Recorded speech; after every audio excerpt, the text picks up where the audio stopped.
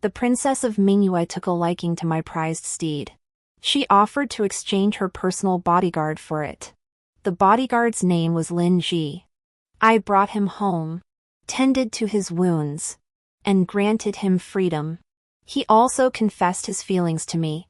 But when I was in danger, he stood by coldly, letting me be killed by bandits.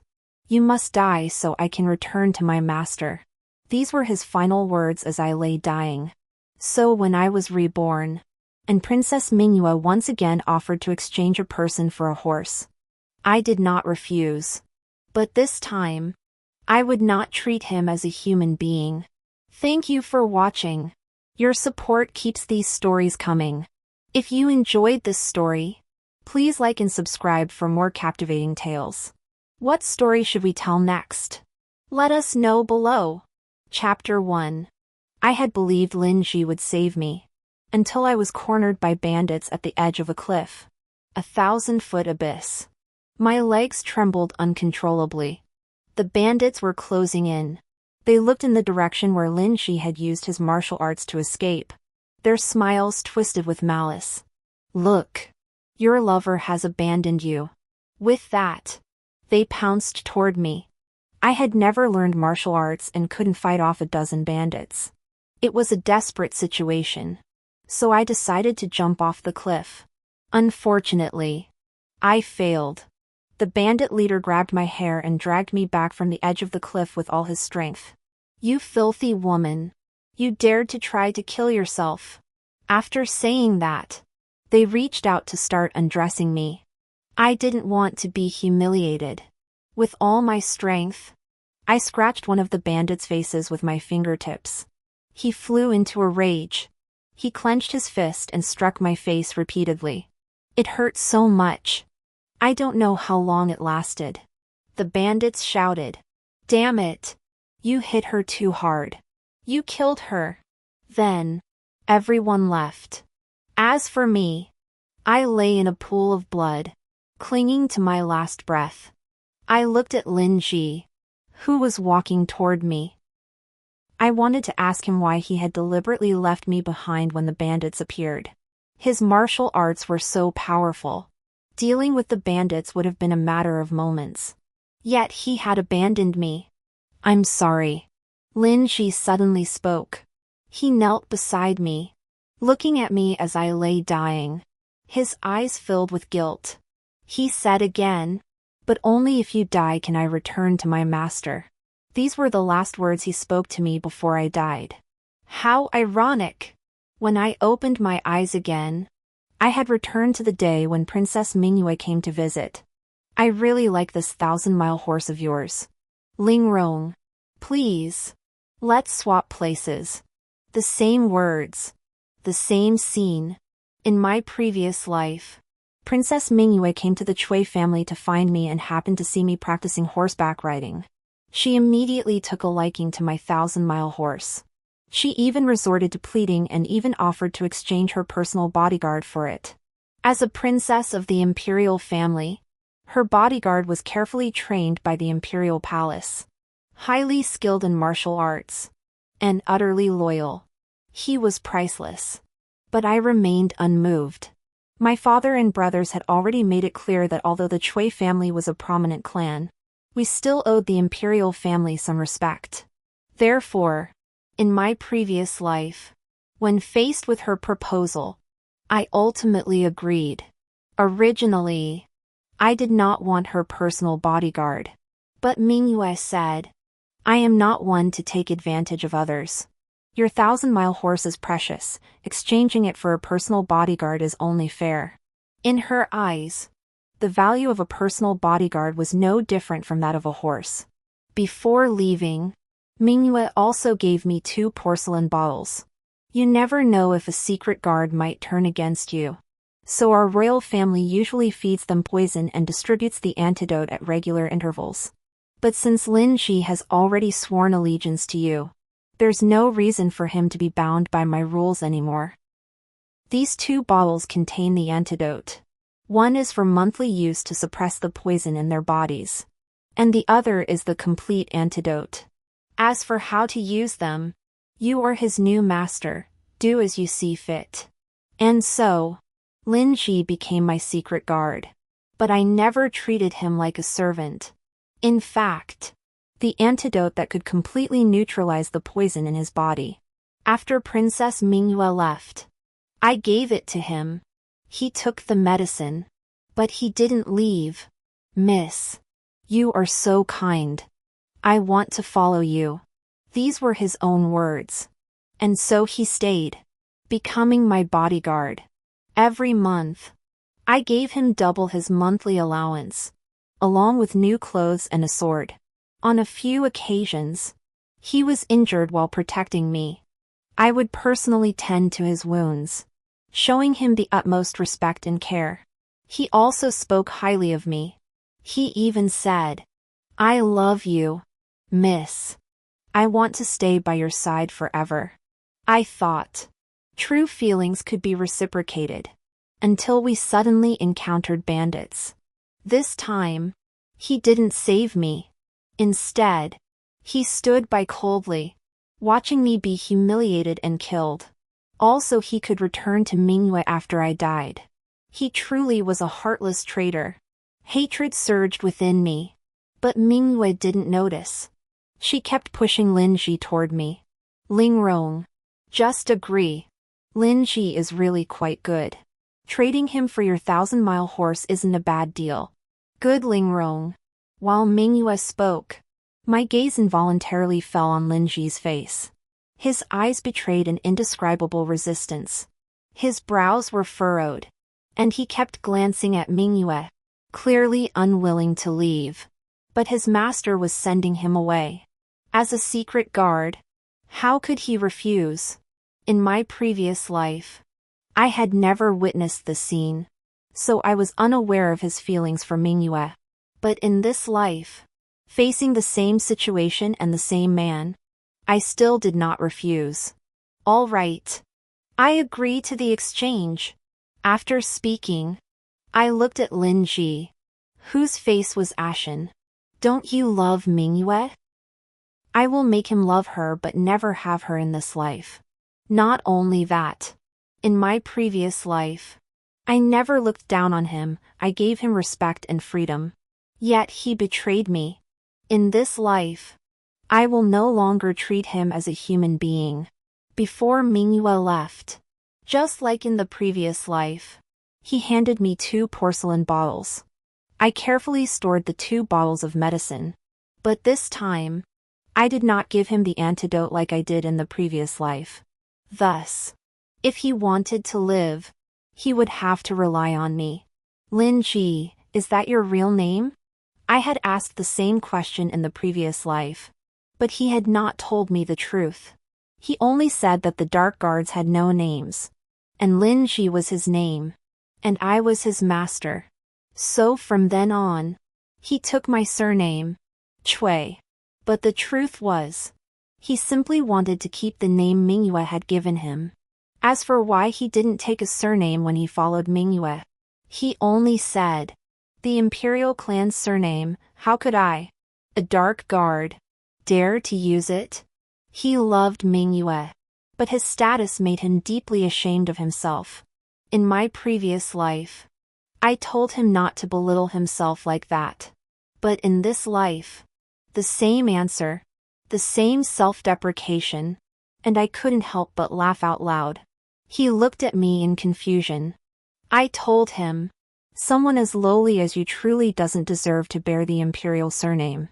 He seemed taken aback by my words. He was a bit taken aback. After all, everyone knew that Chui Lingrong of the Qinghe Chui clan was kind and gentle. What I had just said was a bit harsh. Chui Linji lowered his eyes. Still as cold as ever, you are my master, whatever you say is right. Since I am now your person, from now on, I will be Chui Linji. Chui Linji. Do you dare to use the surname of the Chui clan? I spoke without hesitation. He was taken aback once more. A flash of humiliation crossing his eyes before he knelt on the ground. Whatever surname my master wishes me to take, I shall take. I smiled. Then take the surname Bai. From that moment on, Cui Lingji, no. By Lingji once again became my personal bodyguard. But this time, it was different. In my previous life, I had prepared a room for him and only required him to protect me closely when I went out. But in this life, I naturally intended to make full use of his abilities. Since you are a secret guard, there is no need for you to reveal yourself in public. Just quietly remain in the shadows. All accommodations will be waived. You will live on the roof, guarding my safety day and night. Do you understand? Upon hearing this, he remained silent for a moment. Finally, he replied, I will obey your every command. He fell ill soon after. This was within my expectations. Recently, the capital had been plagued by nighttime rains. The weather was also unusually cold. He had been stationed on the roof day and night, exposed to the wind and sun during the day and drenched by torrential rains at night. It was no wonder he fell ill. Therefore, I reluctantly assigned him a thatched hut to stay in. It wasn't harsh treatment. In his previous life, he had told me that as a secret guard, he had no place to call home. Even when he was sick, he could only huddle under the eaves of an empty house. After all, their lives were worth nothing. But I was still kind enough to give him a thatched hut to shelter him from the wind and rain. I must have been too soft-hearted. As I pushed open the door to the thatched hut, I heard the sound of coughing just as he stopped. He must not have expected me to come. He looked slightly startled, then forced himself to kneel before me, his voice growing weaker as he spoke. Why have you come, miss? I didn't let him stand up but instead surveyed the thatched hut. It was still too comfortable. Not even a single roof tile was missing or a window broken. But I hadn't come here today to quibble over such trivial matters. So I went straight to the point.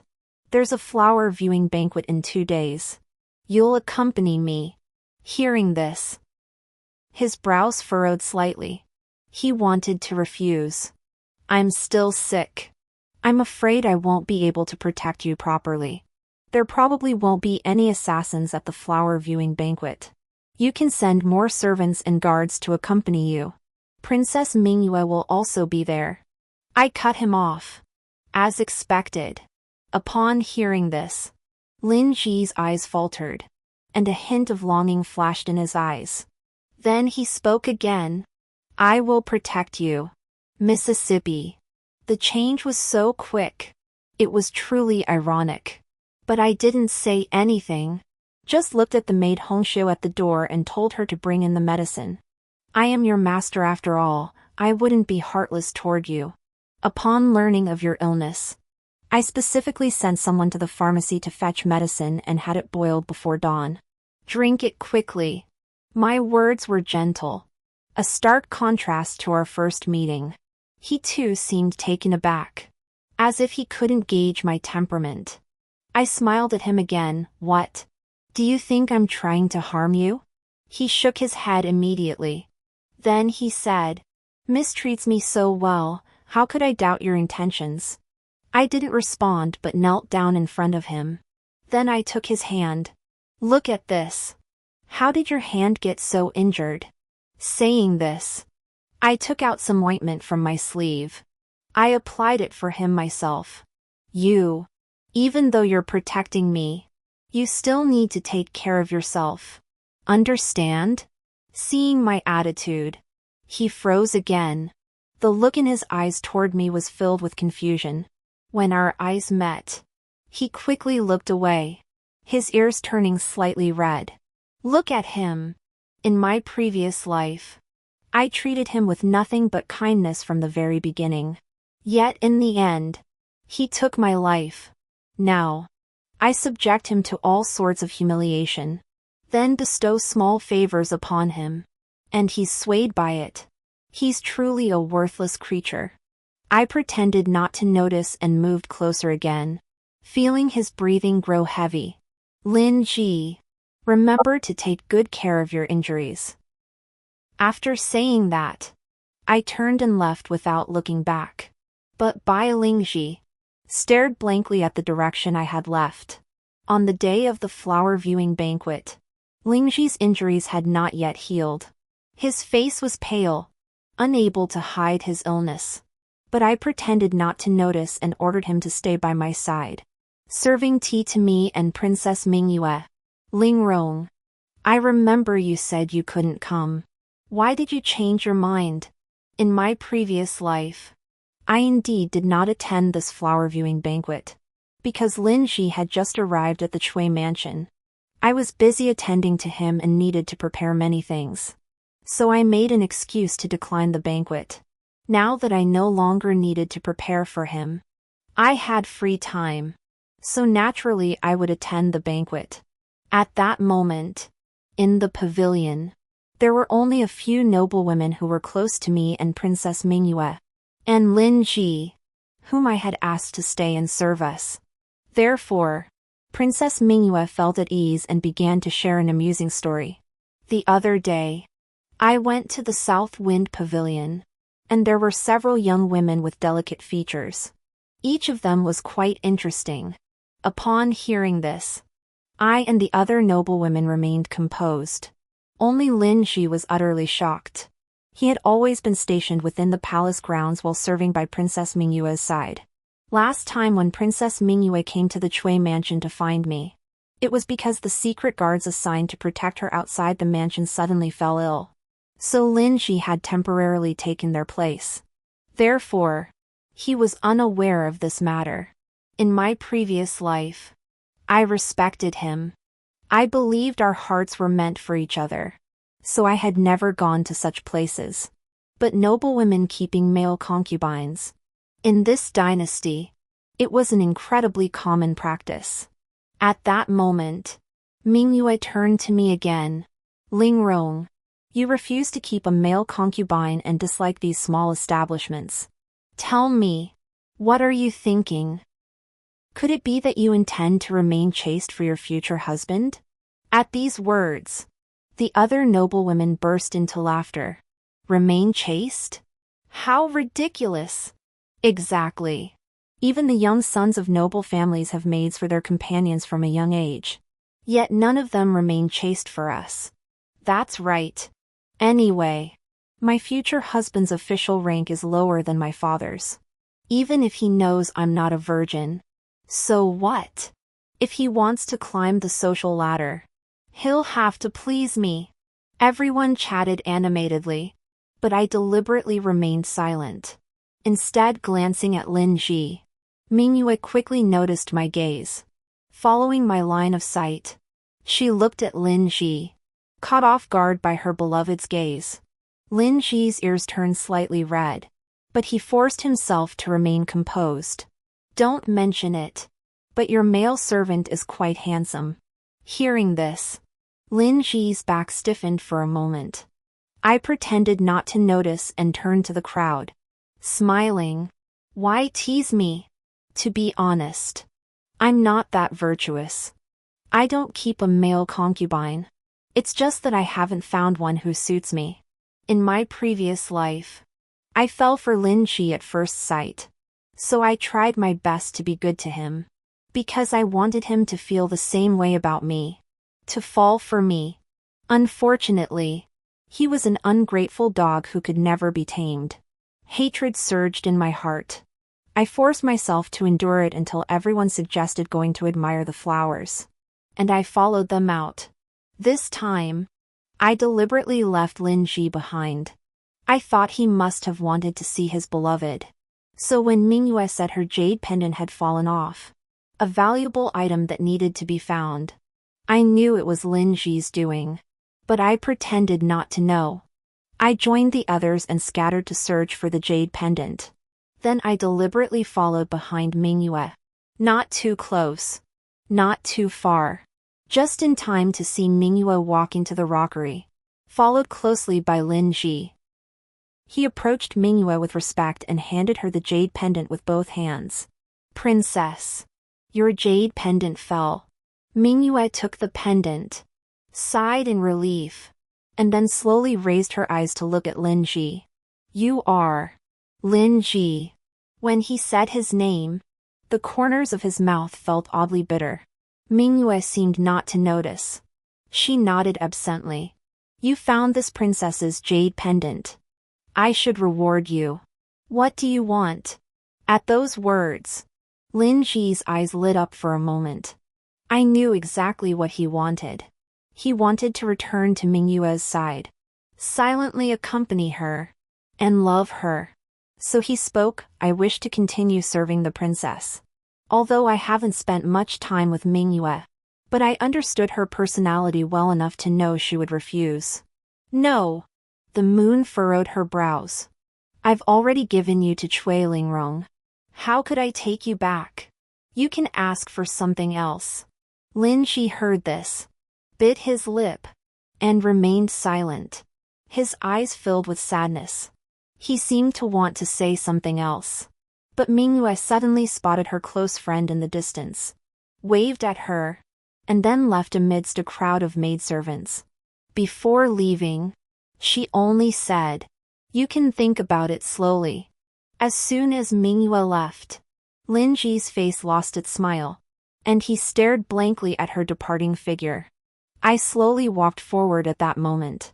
He noticed me, and a flash of caution crossed his eyes. I spoke first. I heard everything just now. He froze in surprise. As a martial arts master, he should have sensed my presence. But because of Mingyue, he had let his guard down. I continued. The princess is kind-hearted and keeps her promises. If you truly want to return to her side, I can help you think of a way. Hearing this, he froze again. After a moment, he asked, why? Why would you help me? I smiled. Because your heart isn't with me. Saying this, I pointed to his chest and added another sentence. But before that, you must obey my orders and stay by my side. But don't worry. It won't be for long. Hearing my words, he nodded firmly, looking into his excited eyes. I couldn't help but feel ironic. I would indeed let him return to Mingyue's side.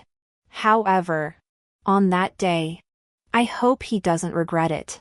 Regret leaving me. Because of this agreement, Lin Ji had become much closer to me, no longer as cold as before. In my previous life, I had tried so hard, yet it wasn't as good as the favor I received in this life by agreeing to fulfill his wish.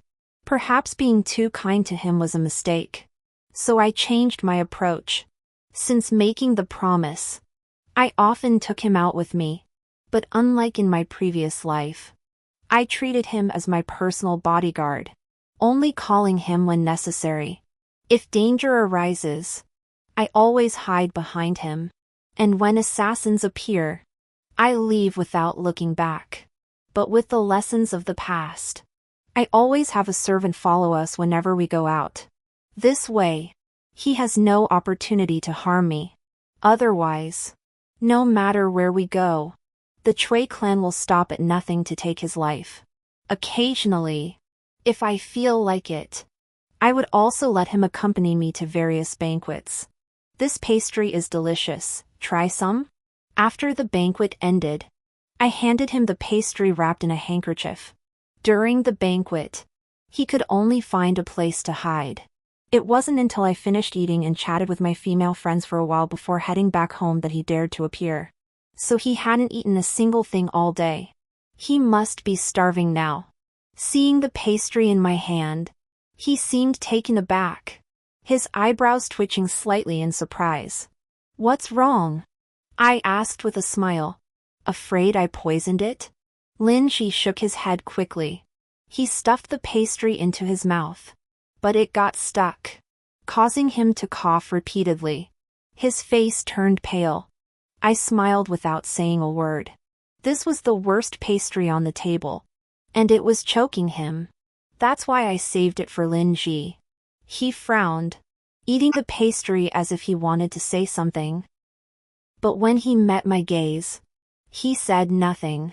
After all, I was being so sincere, what could he possibly suspect? The way back was long. With nothing else to do, I asked him a few questions to pass the time. How did you come to like Princess Mingyue? I suddenly brought up the person he cared about. Lin Ji's brows relaxed, as if he had been lost in memories. His eyes filled with tenderness. The princess has always been kind to me. Every time I was injured, she would order someone to bring me medicine and even allow me to wait until I was healed before serving her. I remember once, she was drinking peach wine in the courtyard. She was completely drunk. She called me over, then pressed me against the peach tree, pinched my face, and said I was so handsome.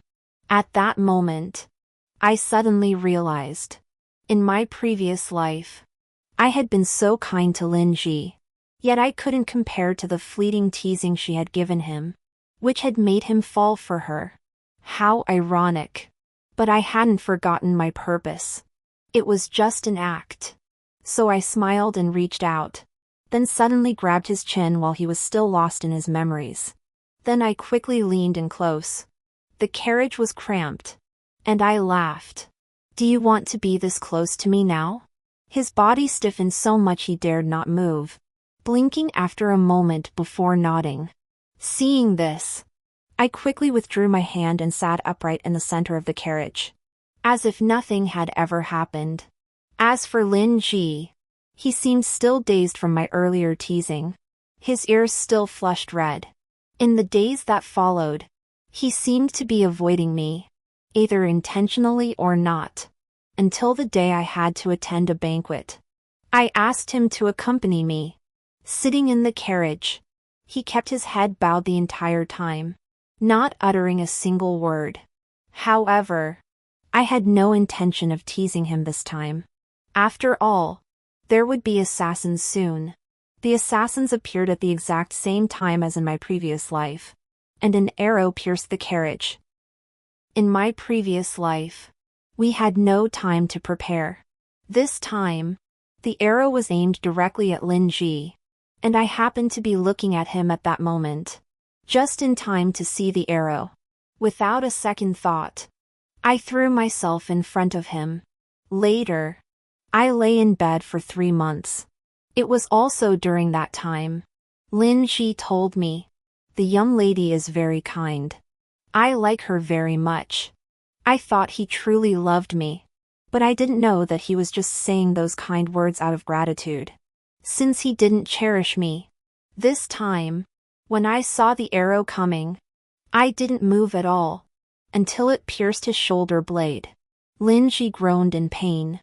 I pretended to be afraid and looked at the curtain being blown by the wind. There were several assassins standing outside. Lin Ji, go quickly! Hearing my orders, he reached out to cover his left shoulder blade, which was still bleeding, and then rushed out. I had always known he was highly skilled in martial arts. Therefore, dealing with these assassins would only take a moment. But this time, he was injured. I sat in the carriage, estimating the time, and it was indeed longer than last time. After 2 cups of tea, there was no sound outside the carriage. I lifted the curtain and slowly stepped out of the carriage, only to see the ground covered in corpses and Lin Ji kneeling on the ground. In my previous life, the arrow had struck me, and he had only suffered minor injuries while dealing with the assassins. But this time was different. Besides the arrow wound, his body was covered in numerous knife wounds, and blood was flowing everywhere. As I approached him, Lin Ji suddenly collapsed to the ground. This time, I had made thorough preparations for the assassination attempt. Soon, all the guards and servants from the house arrived, and I didn't continue to the banquet. After all, encountering assassins and being startled was understandable. Back at the mansion, Lin Ji was carried into the woodshed by the servants, and at my instruction, someone was sent to fetch a doctor. Lin Ji was a tough man. Even with so many injuries, he wouldn't die. He was merely unconscious. It wasn't until 3 days later that he showed signs of waking up. I had arrived at the woodshed earlier. As soon as he woke up, He saw me sitting beside him. Before he could speak, the maid Hongxiu spoke first. Our young mistress has been by your side for 3 days. You've finally woken up. At these words, Lin Ji's expression softened. Last time, due to his status, he had always been injured. Every time he fell unconscious, I would be by his side to care for him, but I never allowed anyone else to say a word. I feared it might put too much pressure on him. Now, I insist on making him grateful to me, and I can accept it openly. Thank you. His voice was very soft, still weak. So I interrupted him. It's nothing. Rest first. I know you're worried about Princess Mingyue, so I've sent her a message. She'll be back to the Chui mansion shortly. As soon as I finished speaking, Princess Mingyue entered the thatched cottage, led by a servant. Oh, what happened?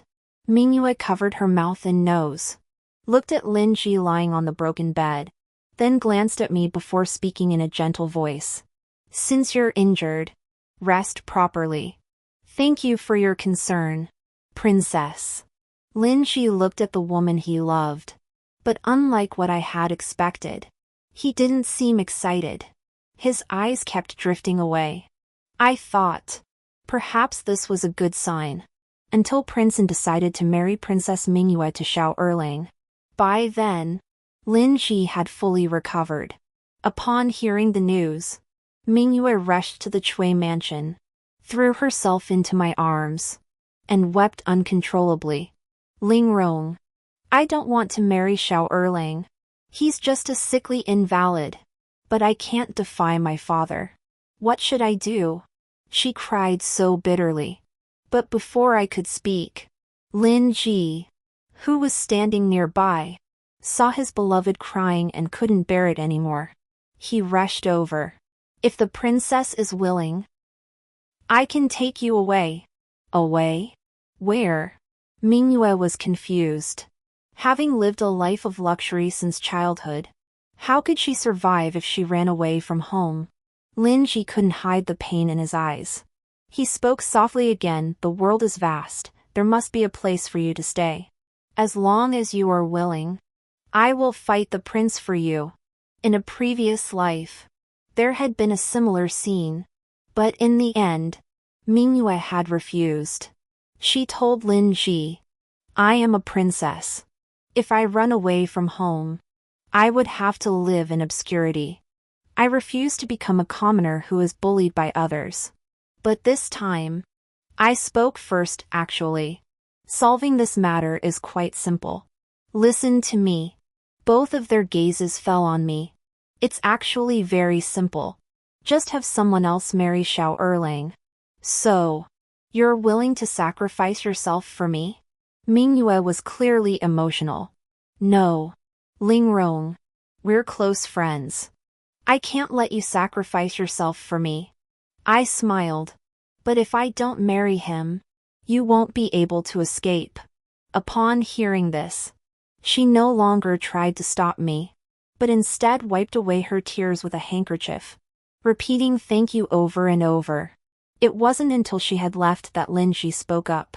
Miss, are you truly willing to sacrifice yourself for the princess to such an extent? What else can I do? I looked at Lin Ji in front of me. He seemed to want to say something but ultimately kept it to himself. I didn't ask further. After all, to achieve something, one must put in the effort. I had never met Xiao, but I had heard of him. Like me, he came from a prominent family, but he had been weak and sickly since childhood and had a penchant for womanizing, leaving his health in poor condition. Prince An has always been feared by the emperor. Therefore, marrying off his daughter was also a way to collaborate with the Xiao clan and seek protection. But Xiao is simply incapable. Yet he is favored beyond measure. The elders of his clan pamper him like the apple of their eye, which is why he has become so reckless. Thus, I deliberately arranged a chance encounter. Xiao was already eager for love. My appearance is on par with that of Princess Mingyue. but mine is more gentle. Therefore, after I revealed my identity, he seemed deep in thought. The next day, he sent someone to the Chui family to propose marriage. Seeing the gifts sent to my courtyard, Mingyue happily embraced me. That's wonderful. Now I don't have to marry him. But as she stopped speaking, her brows furrowed. Only after Mingyue left did he speak up. Xiao Erlang is not a suitable match. If you regret it, I can. He ultimately did not finish his sentence. However, in this lifetime, I no longer cared. I told him to leave first. Hongxiu came into the room to attend to me. She was equally concerned. Miss, how can you still smile? Xiao Erlang isn't a suitable match. I continued to smile without speaking. I had my own reasons for doing this. Xiao Erlang wasn't a good person. I knew this better than anyone else. But I had memories from my previous life. So I knew that before the two families could formally exchange betrothal gifts, Xiao Erlang would be killed for his womanizing ways. In my previous life, this nearly dragged Mingyue into trouble as well. The Xiao family is wealthy and powerful, with a family background that is even more mysterious. To settle the matter, they sent numerous valuable items to Princeton. This helped Princeton gain the strength to challenge the emperor later on. Therefore, my goal is simply to obtain those items. As a woman of the Chui family, I cannot escape the fate of sacrificing myself for the family. This is the price I paid for being raised by the family for the past decade. To gain freedom, one must sacrifice for the family. And once I obtain those items, I will have the qualifications to negotiate for what I truly desire. I have always been clear about my objectives. Because of this marriage, Lin Ji has been much kinder to me lately. There is always a hint of guilt in his eyes. So when I suggested he accompany me to the Lantern Festival, he did not hesitate for a moment. But in my previous life, he had claimed to be busy and could not accompany me. Now that I think about it, perhaps on such a special occasion, he had rushed back to the prince's mansion to meet Mingyue. The Lantern Festival was bustling with activity. I guessed the riddle correctly and walked through the market holding a rabbit lantern, with Lin Shi silently following behind me. He had bought me quite a few snacks. But I never expected. Because of the different choices I made in this life, the Lantern Festival that had been uneventful in my previous life suddenly turned into a life-threatening ordeal. The assassin, wielding a sword, charged toward me in the crowd, and I was completely caught off guard. My legs felt incredibly heavy, and I couldn't move at all, until a figure flashed past, and I was embraced by someone. The sound of flesh being pierced echoed in my ears. Only then did I realize that Lin Ji had taken the sword for me. Severely injured, he still managed to pull out the sword and fought the assassin, eventually bringing him down. He walked over to me, covered in blood. He picked up the rabbit lantern I had dropped and placed it back into my hands. He spoke gently. "Miss, do not be afraid. The assassin has been dealt with." After saying this, he collapsed onto the ground. He had fainted. I looked at Lin Ji lying unconscious on the ground, then at the blood-stained rabbit lantern, and tossed it aside in disgust. This time, Lin Ji was injured, so I still arranged for a doctor to treat him. But I never went to see him once. I had plans to marry into the Xiao family. So during this time, I saw Xiao Erlang more often. He was quite wealthy. He sent me many fine gifts. For half a month, I didn't mention Lin Ji once, until that night when he suddenly appeared in my room. "Lin Ji, are you awake?" I had just returned from outside and entered the room when I saw Lin Ji in the dim corner. His face was still pale. His body was much thinner than it had been half a month ago. He walked up to me, bit his lip, and didn't say a word, just staring at me intently. "Miss, I woke up 10 days ago." I couldn't tell if it was my imagination. When Lin Ji said this, I could detect a faint hint of grievance in his voice. He continued, "Miss, you have such a cruel heart. You haven't come to see me even once in all this time."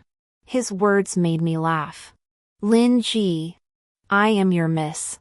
You were injured for my sake. But protecting me is your duty. What is there to boast about? Besides, the barn is such a place. I've been there twice. And that's enough. Do you expect me to stay by your side every time you get injured?" Up until then, I had always been gentle with him. But this sudden coldness caught him off guard. He clearly froze.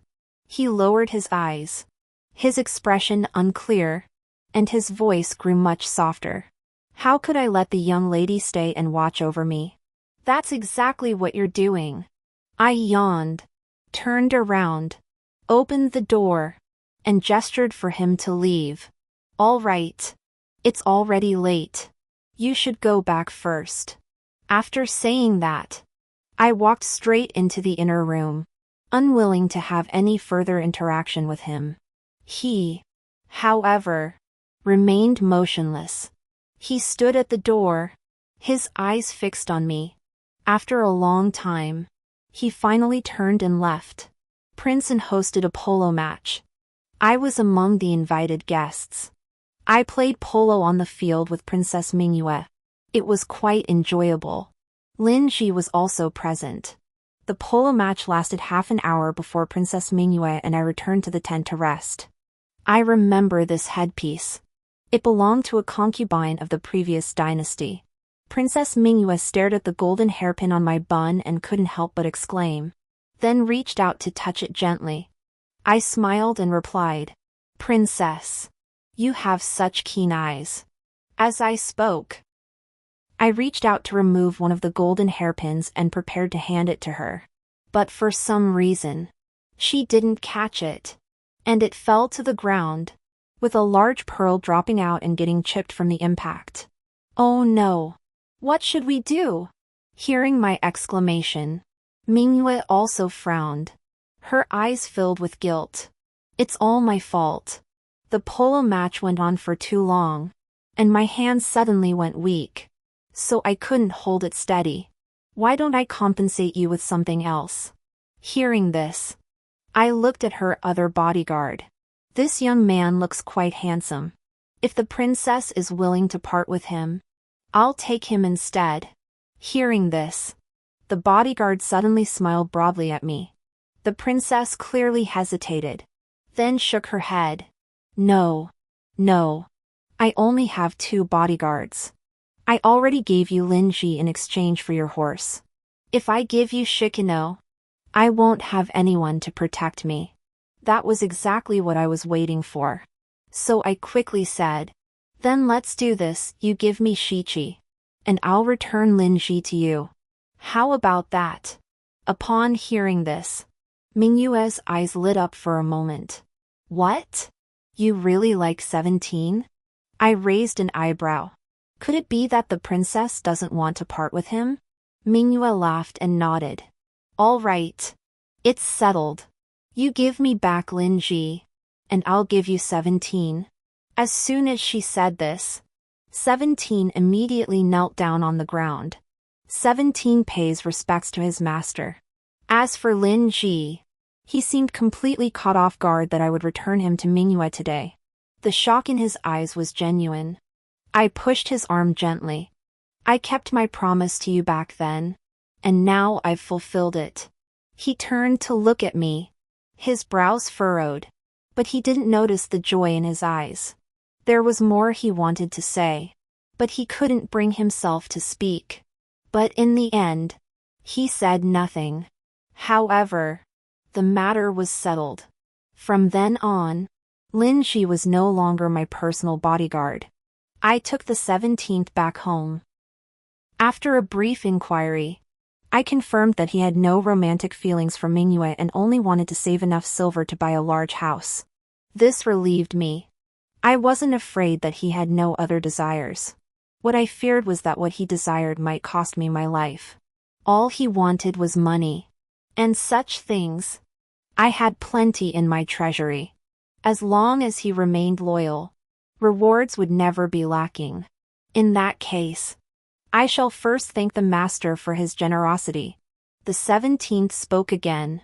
He was different from Lin Ji. He was much more outgoing, always smiling at people, making their hearts feel warm. But he drew his sword just as quickly as Lin Ji. He was no match for Lin Ji in that regard. Since he arrived, my courtyard had become much livelier. He chattered non-stop, as if he had endless things to say. Life was quite comfortable. Until one late night. I remember I already returned you to Mingyue. Why did you come looking for me? I looked at Lin Ji, who had suddenly appeared in my room. My brows furrowed slightly, and I was on guard. Seeing this, his eyes flickered with hurt, and he took a few steps closer to me. Why are you so guarded toward me? Miss, you should know that I have no ill will toward you. As for why I came today. He paused, seeming a bit confused. I don't know either. Whether he knew or not. I didn't care. So I spoke directly. You are no longer my secret guard. And you have no right to come and go as you please in the Chui family. If I catch you again, I will not let you off lightly. Hearing the coldness in my voice, he actually took a few more steps toward me. Miss, you never used to treat me like this. How did I treat you before? You were very kind to me. Especially kind. He was lost in his memories. His eyes were gentle, but I found it ironic. So I said, you were once my secret guard. So I was kind to you. But now you are no longer my secret guard. Why should I continue to be kind to you? If I want to be kind to someone, it should be to Shi. After all, he is my bodyguard now. Hearing this, Lin Ji's expression darkened once more. But I suddenly smiled. I walked up to him and whispered, could it be that you've fallen in love with me? That night, Lin Ji fled in panic. For a long time afterward, I didn't see Lin Ji again, and I didn't have the time to worry about him. Because Xiao Erling was dead. He had been killed by his lover. He was too promiscuous, having deceived countless young and beautiful women. Among them were those with exceptional martial arts skills. Therefore, the assassination attempt during the Lantern Festival was also orchestrated by that woman. She believed that if I were dead, Xiao Erling would change his mind and marry her. However, in the end, Xiao Erling still only wanted a fleeting affair with her and refused to marry her. So on that day when I was out boating with him, the woman harbored murderous intent and sought to take Xiao Erling's life. With prior knowledge of the situation, I knew the woman was about to act and also knew that Xiao Erling was no good. He would push Mingyue forward to block the blade when she struck. Mingyue was severely injured, and even the imperial physician could not revive her. That is why I went to the temple in the suburbs to pray for her. To pray for her safety. But I did not know that. At the last moment, he abandoned me when the assassin appeared, causing me to be humiliated and killed by the assassin. And in this life, having learned from the past, I still boarded the boat. But there were many disguised guards on both sides of the river. When that woman appeared, Xiao Erling's expression changed drastically. Especially when he saw the knife in her hand. He didn't even hesitate to push me out of the way. However, I was prepared. As he moved to push me, I pretended to drop something and bent down. He pushed into thin air, and his body lunged forward, colliding directly with the tip of the knife. Blood spattered on my face. I looked up and exchanged a glance with the 17th man on the shore, who was also disguised. He understood immediately. He shouted, "Murder! Murder! Xiao Erling has been killed." Chaos erupted at the scene. The woman, seeing that Xiao Erling was dead and that the matter had been exposed, immediately dived into the water and disappeared. She was nowhere to be seen. Within just 2 hours, The entire city of Anzhou learned of Xiao Erling's death and the fact that he had been stabbed by his lover while trying to push me out of the way of the blade. Thus, the Xiao family must give the Cui family an explanation. The assassin was Xiao Erling's lover. She had attempted to kill me on multiple occasions. Xiao Erling, as my betrothed and soon-to-be husband, pushed me out of the way of the blade without any sense of responsibility, even though he was already dead. But the Xiao family still had to send a large amount of gifts, just as they had in my previous life.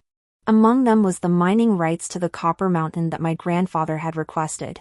After these items were delivered to my room, I immediately had them all transferred to my grandfather. I could not keep these things, but I gave them to the family.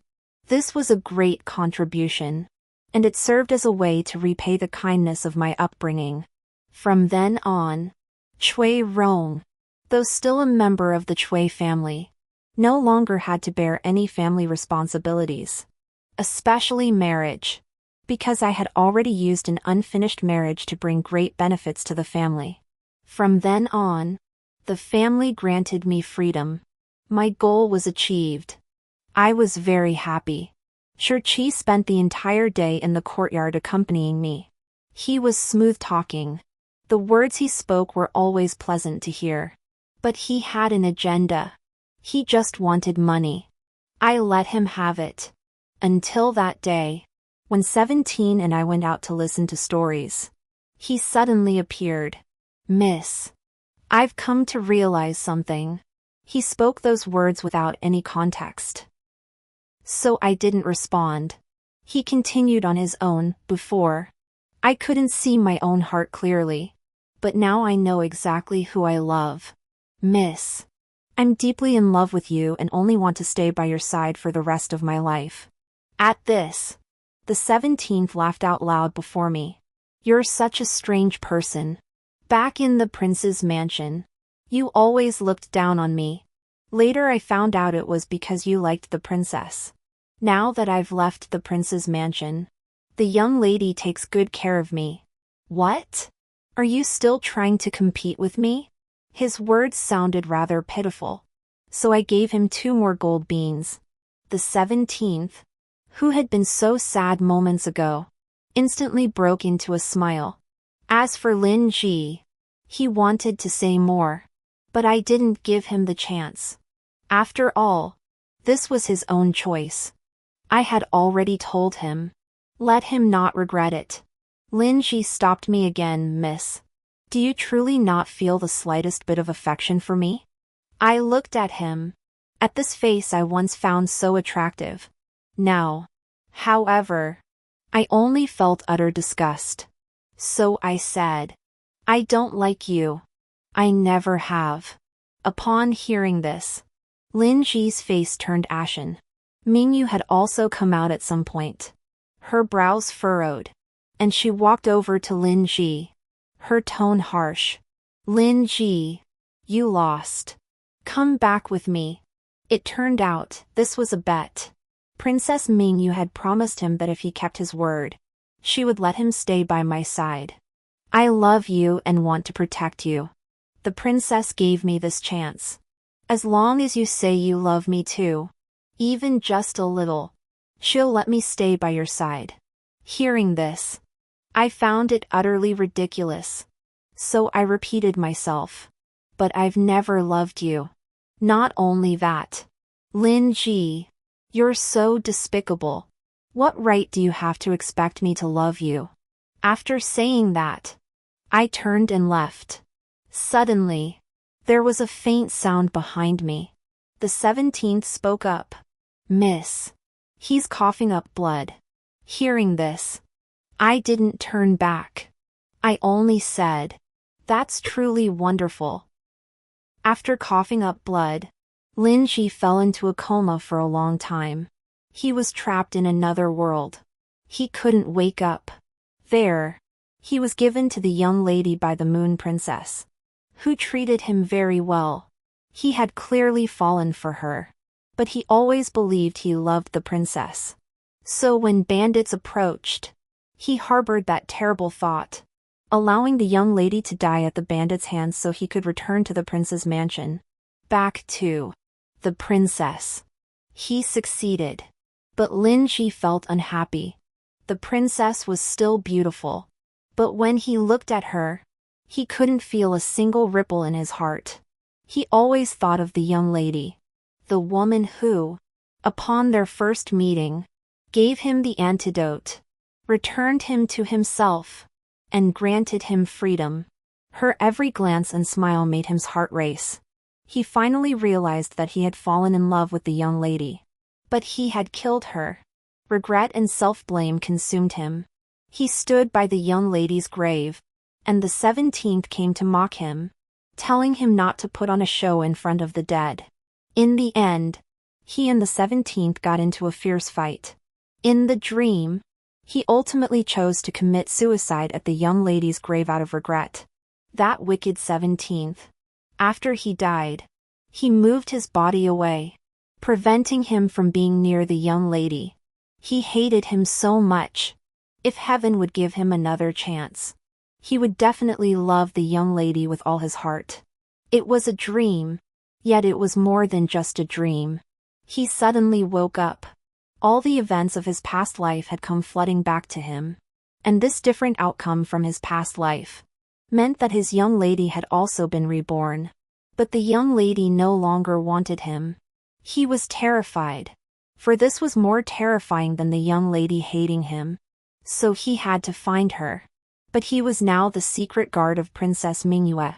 Life and death were not in his hands. But he was not afraid.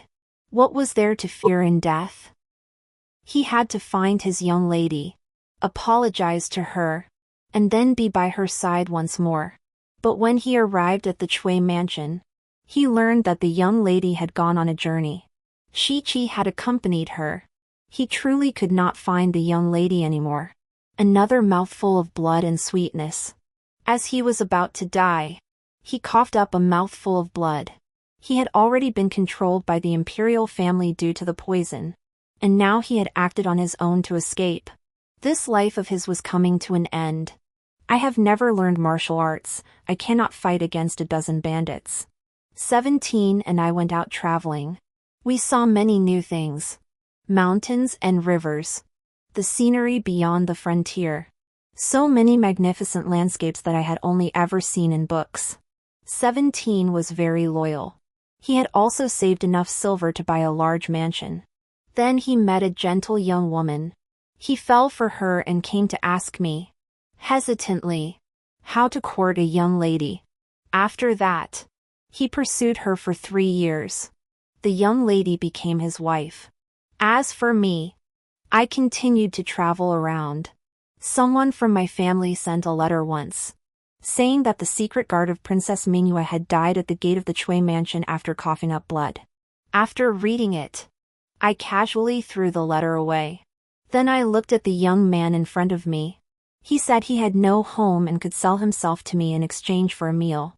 Looking at his face, which was more beautiful than a woman's, I gladly agreed. The end.